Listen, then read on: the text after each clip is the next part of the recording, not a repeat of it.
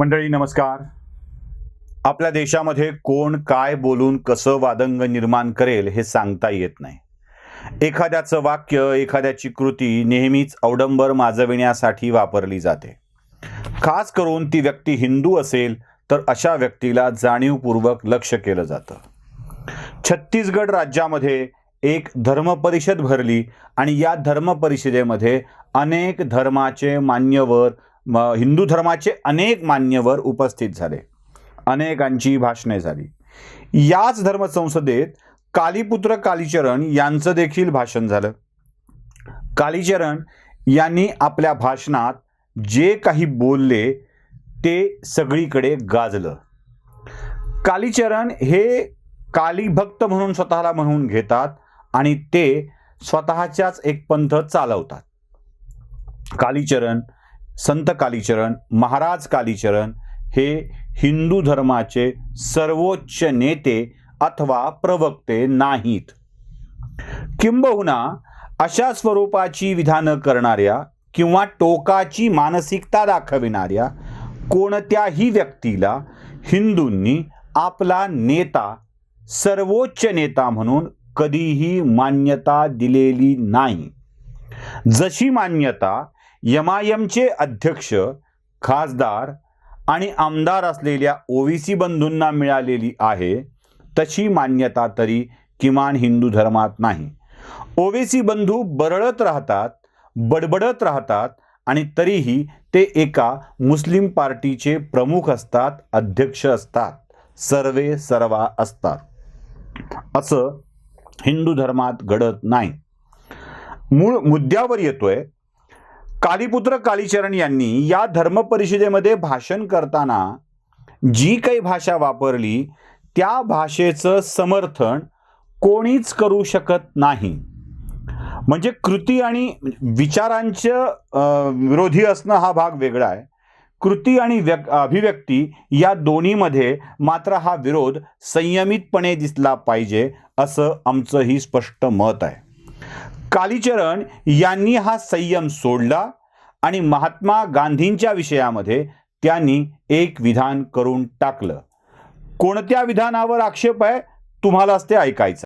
बांग्लादेश और पाकिस्तान हमारे सामने कब्जाया, उन्होंने राजनीति के द्वारा कब्जाया और महाहरामी वो मोहनदास करमचंद गांधी ने सत्यानाश पेल दिया. और नाथुराम गोडसे जी को नमस्कार है, मार डाला वो हरामी को. कालीचरण यांच्या या विधानाला आपण कशीच सहमती देऊ शकत नाही. म्हणजे अगदी महात्मा गांधींच्या विचाराशी विरोध असेल तरीही अशा स्वरूपाची सहमती देता येणं शक्य नाही.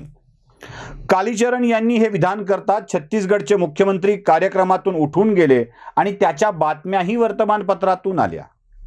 मुख्यमंत्र्यांची कृती योग्य होतीच, पण कालीचरण यांना ज्या पद्धतीनं आता बोललं जातं आहे, म्हणजे अगदी राज्याचे मंत्री नवाब मलिक यांनी कालीचरण यांच्यावर देशद्रोहाचा खटला दाखल करावा आणि तुरुंगात डांबावं अशी मागणी देखील केली आहे.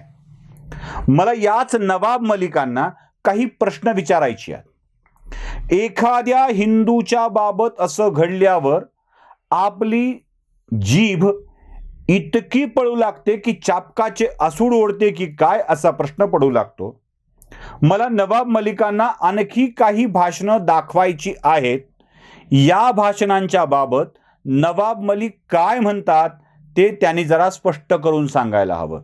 मला कोणतं भाषण ऐकवायचं आहे, कोणाविषयी बोलल्या गेलंय हे तुम्हीच बघा. मैं बदमाश मानता हूं और मैं यकीन के साथ ये कहता हूं, दावे के साथ ये कहता हूं कि इस देश में हम लोग बहुसंख्य लोग हैं और हमें एक दिन जरूर इस देश में अवसर मिलेगा तो गांधी की जहां समाधि है ना, वहां मैं जेसीबी भेजूंगा. जेसीबी समझते हो? है? आज के जमाने का राक्षस 500 लोगों का काम अकेले करती है मशीन. मैं वहां जाने वाला नहीं हूं, जेसीबी भेज दूंगा, 500 रुपए में काम हो जाएगा. ज्यादा पैसा खर्चा करने की जरूरत है नहीं. और वो जमुना के किनारे पर है तो उन लोगों को बोल देंगे यहां जो हड्डियां पसलियां जो भी है निकालो, वो जो जमुना है फेंक दो उसमें. ऐसी अपवित्र हड्डियां इधर हम लोग संभालने के लिए इस पवित्र धरती का उपयोग करें। ही जी व्यक्ती बोलते ना ते आहेत वामन मेश्राम, बामसेफचे नेते. आणि या वामन मेश्रामांनी महात्मा गांधींच्या बाबत जी जी काही विधानं वापरलेली आहेत ती तुम्ही ऐकलेली आहेत. वामन मेश्रामांच्या या विधानावर साधा निषेधाचा सूर काढण्याची हिंमत ज्या लोकांच्या मध्ये नव्हती ना ती आता कालीचरण यांच्या बाबतीत बोलू लागली आहेत. भावना सारख्याच आहेत. ना मेश्राम योग्य ना कालीचरण योग्य. पण कालीचरण हिंदू साधू आणि हिंदू साधूंनी असं बोलणं म्हणजे खूपच वाईट, महापाप. पण बामसेफचा मेश्राम असं बोलणार असेल तर ते मात्र विचार करण्यायोग्य आहे. अशी मवाळ भूमिका घेणाऱ्या मंडळींना जरा डोळे, कान, मुख्य म्हणजे मन उघडं ठेवून ऐकावं लागेल. मी कालीचरण महाराजांचं समर्थन करत नाही, पण मी वामन मेश्रामांचंही समर्थन करत नाही. जो न्याय कालीचरण यांना लावण्याची भाषा आपण करतोय तोच न्याय वामन मेश्रामांना लावण्याचा भाषा आपण करतो का, हा साधा प्रश्न नवाब मलिकांना विचारायचा आहे. वामन मेश्राम आणि कालीचरण सोडून द्या, बाजूला ठेवू आपण. आता मी तुम्हाला आणखी काही गोष्ट दाखवणार आहे. महामानव भारतरत्न डॉक्टर बाबासाहेब आंबेडकर यांचं महात्मा गांधींच्या विषयी मत काय होतं हे तुम्हाला मला ऐकवायचं आहे. तुम्ही ते आधी ऐका. गांधी महात्मा आहेत काय या प्रश्नाचा मला वीट येत आहे. याची कारणे दोन आहेत. एक, मी सर्वच महात्म्यांचा द्वेष्टा आहे आणि एक जात सर्वच महात्म्यांना निकालात काढावे असे माझे मत आहे. त्यांचे अस्तित्व हा कोणत्याही राष्ट्राला शाप आहे, कारण ते बुद्धी आणि बुद्धिवाद याच्या जागी अंधश्रद्धेची प्रतिष्ठापना करू पाहतात. दुसरे म्हणजे महात्मा या शब्दाचा नक्की अर्थ लोक काय करतात हे मला माहीत नाही आणि म्हणून या प्रश्नाचे उत्तर देणे अशक्य आहे. सामान्य माणूस काही एक चांगले न करता जर असामान्य म्हणजे विचित्र तऱ्हेने वागू लागला तर तेवढ्याच कारणामुळे तो संत बनतो, महात्मा बनतो, दृष्टा बनतो. सुटाबुटाचा किंवा कोट धोत्राचा साधा पोशाख करा, तुमच्याकडे लोक ढुंकूनही पाहणार नाहीत. पण तेच दिगंबर बना, जटा वाढवा, गटारातले पाणी प्या, लोक तुमच्या पायावर लोळण घेऊ लागतील. मग हिंदुस्थानात गांधी महात्मा बनले यात काय नवल? दुसऱ्या कोणत्याही देशात अशा महात्म्यांना दुस्सह दिवाणा म्हणून लोकांनी त्याची रेवडी उडवली. हे मत डॉक्टर बाबासाहेब आंबेडकर चित्रा नावाच्या दिवाळी अंकामध्ये व्यक्त करतात. याचा अर्थ स्पष्ट आहे. कदाचित पुढे बाबासाहेबांचं मत बदललं असेल, पण त्यावेळी तरी महात्मा गांधींच्या विषयामध्ये बाबासाहेबांचं मत हेच होतं. म्हणजे महात्मा गांधींच्या विचारांना विरोध करणारी मंडळी आधीही होती, आताही आहेत, कदाचित राहतीलही. आपण या सगळ्यांचा विचार सामोपचाराने जेव्हा करतो तेव्हा कालीचरणला मात्र लगेच आत टाकण्याची भाषा करतो. जसं सावरकरांना मानणारी मंडळी सावरकरांना दैवत मानतात आणि सावरकरांचा विरोध करणारी मंडळी त्यांना माफीवीर म्हणतात, संडासवीर म्हणतात, तिथे मात्र कोणताही न्याय लागू होत नाही. सुभाषचंद्र बोसांचा विरोध करणारी मंडळी आहेत, भगतसिंगांचा विरोध करणारी मंडळी आहेत, पंडित जवाहरलाल नेहरूंचा विरोध करणारी मंडळी आहेत, लोकमान्य टिळकांना ओळखना पाळक भटमान्य टिळक अशी सरळ सरळ घोषणा दिली जाते, तेव्हा राष्ट्रद्रोहाचा गुन्हा दाखल करण्याची भाषा होत नाही.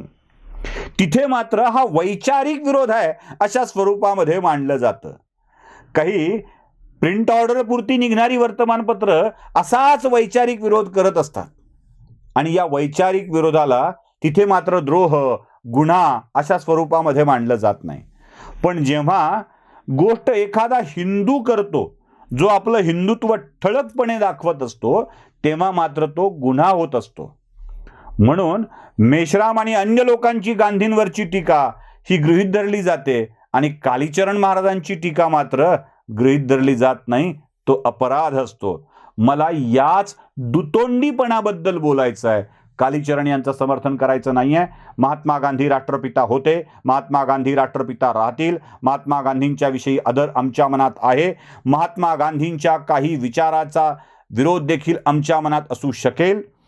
नथुराम गोडसेंनी महात्मा गांधीला केलेल्या विचाराशी काही लोकांचं साधर्म्य असू शकेल, पण नथुरामांनी विचारातून केलेला अविचार हा कधीच कोणाला मान्य होणार नाही. ही गोष्ट देखील तितकीच सत्य आहे. त्यामुळं हा दुतोंडीपणा सोडून स्पष्टपणे भूमिका घेणं आवश्यक आहे. नमस्कार.